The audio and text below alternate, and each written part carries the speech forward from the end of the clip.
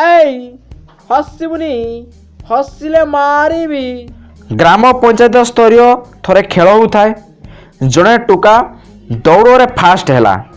ଚାରିଆଡ଼େ ବୁଲି ବୁଲି କହିଲା, ଆଜି ମୁଁ ଗ୍ରାମ ପଞ୍ଚାୟତ ସ୍ତରୀୟ ଖେଳରେ ଦୌଡ଼ରେ ଫାଷ୍ଟ ହେଇଛି। ଜଣେ ନ୍ୟୁଜ୍ ବାଲା ତାକୁ ପ୍ରଶ୍ନ ପଚାରିଲେ, ଆଜ୍ଞା ଭାଇ, ତମେ ଆଜି ଗ୍ରାମ ପଞ୍ଚାୟତ ସ୍ତରୀୟରେ ଖେଳରେ ଦୌଡ଼ରେ ପ୍ରଥମ ସ୍ଥାନ ଅଧିକାର କରିଛ। ପ୍ରଥମ ସ୍ଥାନ ଅଧିକାର କରିବାର ରହସ୍ୟ କ'ଣ? ଟୋକା ଜଣକ କହିଲା, ମୁଁ ଗ୍ରାମ ପଞ୍ଚାୟତ ସ୍ତରୀୟ ଦୌଡ଼ରେ ଫାଷ୍ଟ ହୋଇଛି।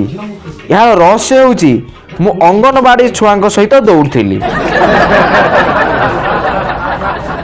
ଉଦଳାକୁ ଥରେ ଆସିଥିଲା ନଗାନଗି ଗଣନାଟ୍ୟ। ତାର ପ୍ରଥମ ରଜନୀରେ ଖେଳିଲା।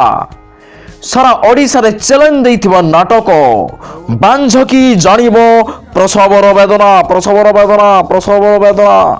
ବିଦାୟ ରଜନୀ ବା ସେକେଣ୍ଡ ରଜନୀରେ ଖେଳିଲା। ସାରା ଓଡ଼ିଶାକୁ ଚ୍ୟାଲେଞ୍ଜ ଦେଇଥିବା ସୁପର ଡୁପର ହିଟ୍ ନାଟକ পেণ্টি প্রেম দেখি বুদার আত্মহত্যা। পেণ্টি প্রেম দেখি বুদার আত্মহত্যা, আত্মহত্যা, আত্মহত্যা। ଉଦଳାରେ ଜଣକର ହତ୍ୟା ହୋଇଥାଏ। ଓକିଲ ଜଣ ପଚାରିଲେ ତାଙ୍କ ସ୍ତ୍ରୀଙ୍କୁ, ହତ୍ୟା ସମୟରେ ତୁମ ସ୍ୱାମୀର ଶେଷ ଶବ୍ଦ କ'ଣ ଥିଲା? ସ୍ତ୍ରୀ ଜଣକ କହିଲେ, ମୋ ଚଷମା କେଉଁଠି ଅଛି ସୁଷମା? ଓକିଲ କହିଲେ, ତେବେ ଏଥିରେ ମରିବା ଭଳିଆ କଥା କ'ଣ ଅଛି? ମହିଳା ଜଣକ କହିଲେ, ମୋ ନାଁ ରଞ୍ଜିତା ଅଟେ, ସୁଷମା ନୁହେଁ। ମୋ ସ୍ୱାମୀ ଯେତେବେଳେ ସୁଷମା ନାଁକୁ ଉଚ୍ଚାରଣ କଲେ ମୋତେ ରାଗ ମାଡ଼ିଲା, ମୋ ସ୍ୱାମୀକୁ ମୁଁ ହତ୍ୟା କରିଦେଲି। ଜଣେ ପାଗଳ ଡାକ୍ତରଙ୍କ ପାଖକୁ ଚିକିତ୍ସା ହେବା ପାଇଁ ଆସିଥିଲେ। ଡାକ୍ତର ପାଗଳଟିକୁ କହିଲେ, ତୁମେ ପାଗଳ କେମିତି ହେଲ? ପାଗଳ ଜଣକ କହିଲେ, ମୁଁ ଗୋଟିଏ ବିଧବାକୁ ବାହା ହେଲି। ତା ଯୁବତୀ ଝିଅକୁ ମୋ ବାପା ବାହା ହେଇଗଲେ। ଏହିପରି ଭାବରେ ମୋ ବାପା ମୋର ଜ୍ୱାଇଁ ବନିଗଲେ, ଆଉ ମୋ ଝିଅ ମୋ ମା' ବନିଗଲା। ତାଙ୍କ ଘରେ ଗୋଟିଏ ଝିଅ ହେଲା, ସେ ମୋ ଭଉଣୀ ବନିଗଲା। କିନ୍ତୁ ମୁଁ ତା ଆଈର ସ୍ୱାମୀ ଥିଲି, ଏଥିପାଇଁ ସେ ମୋ ନାତୁଣୀ ହେଇଗଲା। ଏହିପରି ଭାବରେ ମୋ ପୁଅ ତା ଜେଜେମାର ଭାଇ ବନିଗଲା, ଆଉ ମୁଁ ମୋ ପୁଅର ଭଣଜା ବନିଗଲି। ଆଉ ମୋ ପୁଅ ତା ଜେଜେବାପାର ଶଳା ବନିଗଲା। ଆଉ ତାପରେ ଏତିକି କହିଛି, ଡାକ୍ତର ଜଣକ ରାଗିଯାଇ କହିଲେ, ଶଳା ଚୁପ୍ କର ବେ, ଶଳା ଚୁପ୍ କର। ତୁ ଶଳା ପାଗଳ, ମୋତେ କ'ଣ ପାଗଳ କରିବୁ ନା କରିବେ?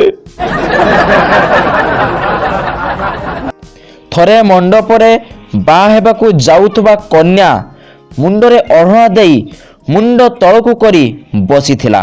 ସେତିକିବେଳେ ପୁଅ ଘରୁ ଆସିଥିବା ଜଣେ ବୃଦ୍ଧ ଲୋକ କହିଲେ, ବହୁଟି ବହୁତ ବହୁତ ସଂସ୍କାରୀ। ମୁଁ ଯେତେବେଳଠୁ ଆସିଲିଣି ସେତେବେଳଠୁ ବୋହୂକୁ ତଳକୁ ମୁହଁ କରି ବସିଥିବାର ଲକ୍ଷ୍ୟ କରୁଛି। ବହୁ ବହୁତ ବହୁତ ସଂସ୍କାରୀ। ଠିକ୍ ଏତିକି ସମୟରେ କେହି ଜଣେ ଛତରା ବାତରା ଲଫଙ୍ଗା କହିଲା, ଅଜା, ଭାଉଜ ଏବେ ହ୍ୱାଟ୍ସଆପରେ ଅନଲାଇନରେ ବିଜି ଅଛନ୍ତି। ଜଣେ ଢୋଲବାଲା ବାହାଘରରେ ଢୋଲ ବଜାଉଥିଲା। ସେ ଢୋଲ ଦୁଇ ପଟରେ ଦୁଇ ଜଣ ସ୍ତ୍ରୀଙ୍କର ଫଟୋ ଲଗେଇଥିଲା। ଏହାକୁ ଦେଖି ଗୋଟିଏ ବୁଢ଼ା ଲୋକ କହିଲା, ମୋତେ ଲାଗୁଛି ତୁମେ ପ୍ରେମର ପୂଜାରୀ। ଢୋଲବାଲା କହିଲା, ମଉସା, ସେମିତି କିଛି ନୁହେଁ। ଗୋଟିଏ ପଟରେ ମୋ ଶାଶୁର ଫଟୋ, ଆଉ ଗୋଟିଏ ପଟେ ମୋ ସ୍ତ୍ରୀର ଫଟୋ। ମୁଁ ଯେତେବେଳେ ବି ଘରେ ଥାଏ, ଏମାନେ ମୋତେ ଇଆଡ଼ୁ ସିଆଡ଼ୁ କହିକି ମୋ ମୁଣ୍ଡକୁ ଟିଣ କରିଦିଅନ୍ତି।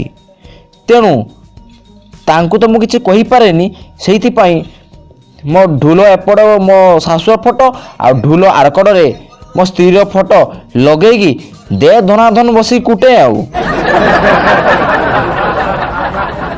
ଗୋଟେ ପୁଅ ବାହାଘର ପାଇଁ ଝିଅ ଦେଖିବାକୁ ଗଲା। ସେ ଭାବିଲା, ଝିଅ ସହିତ ଇଂରାଜୀରେ କଥା ନହେବ କେମିତି?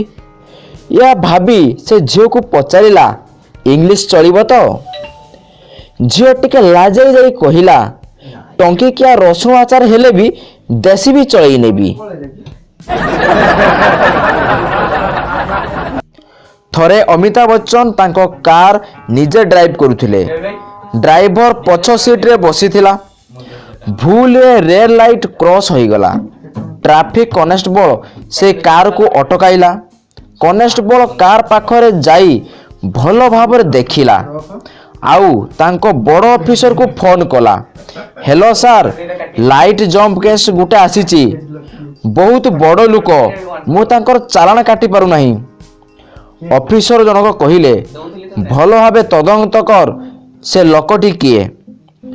କନେଷ୍ଟବଳ କହିଲା, ଏଇଟା ଜଣାପଡ଼ୁନାହିଁ, ଲୋକ କିଏ ଜଣାପଡ଼ୁନାହିଁ, କିନ୍ତୁ ଅମିତାଭ ବଚ୍ଚନକୁ ଡ୍ରାଇଭର ରଖିଛି।